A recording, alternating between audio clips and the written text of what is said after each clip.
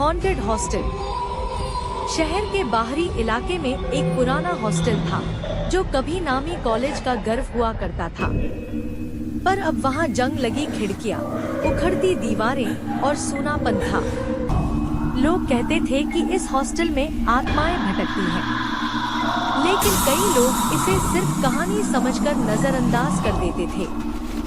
रवि नाम का छात्र जो दूर गांव से पढ़ाई करने शहर आया था, उसे रहने के लिए यही हॉस्टल मिला। हॉस्टल सस्ता था और उसके परिवार की हालत भी अच्छी नहीं थी। हॉस्टल में दाखिल होते ही रवि को अजीब सी सर्द हवा का झोंका महसूस हुआ। हॉस्टल के चौकीदार ने उसे कमरा नंबर 13 की चाबी थमाई और धीरे से कहा, बेटा, रात में सावधान रहना। रवि ने मुस्कुराते हुए सोचा कि बूढ़ा आदमी सिर्फ डराने की कोशिश कर रहा है, लेकिन पहले ही दिन रात को कुछ ऐसा हुआ जिसने उसकी सोच बदल दी। आधी रात के करीब उसे किसी के पैरों की आवाज सुनाई दी। आवाज उसके कमरे के बाहर से आती हुई लग रही थी। रवि ने दरवाजा खोला, मगर कोई नहीं था। तभी उसके पीछे से दरवाजा खुद ब खुद जोर से बंद हो गया। वह घबरा गया।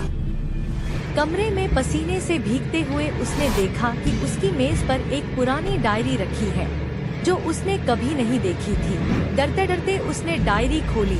उसमें लिखा था, मुझे इस हॉस्टल में बंद हुए कई साल हो गए हैं, मुझे यहाँ से बाहर निकालो। कमरा नंबर 13 मेरा कैद खाना है। रवि का दिल धड़कने लगा। उसने डायरी को दूर फेंक दिया और बत्ती जलाने की कोशिश की, पर लाइट गायब हो गई। कमरे में सिर्फ चांदनी की हल्की रोशनी थी जो खिड़की से आ रही थी। उसी रोशनी में उसने देखा कि कमरे के कोने में कोई बैठा है।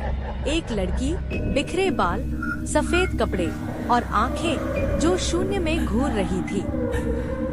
वह अचानक बोल पड़ी, क्यों आए हो यहाँ? रवि चीख पड़ा। उसकी चीख हॉस्टल की दीवारों से टकरा कर गूंज उठी। उसने दरवाजा खोलकर बाहर भागने की कोशिश की, पर दरवाजा जाम हो चुका था। लड़की धीरे धीरे उसके पास आने लगी। उसके हर कदम के साथ कमरे का तापमान और गिरता गया। उसकी सांसें भी जमा देने वाली ठंडी होने लगी। अचानक लड़की ने कहा, जो इस कमरे में आता है वो कभी वापस नहीं जाता। रवि को धक्का लगा और वह जमीन पर गिर पड़ा। उसके सामने फर्श पर खून के निशान बनने लगे और उन पर लिखा उभरने लगा, कमरा नंबर 13, मृत्यु का दरवाजा।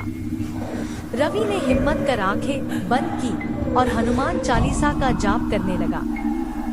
कुछ ही मिनटों में कमरे में एक तेज हवा का झोंका आया और लड़की का साया गायब हो गया। दरवाजा खुल गया। रवि भागता हुआ चौकीदार के पास पहुंचा। चौकीदार ने उसे कांपते देखा और बोला, तुमने उसे देख लिया ना? उस लड़की का नाम प्रिया था। 15 साल पहले यहाँ पढ़ती थी। किसी ने उसके साथ दरिंदगी की और उसने इसी कमरे में आत्महत्या कर ली।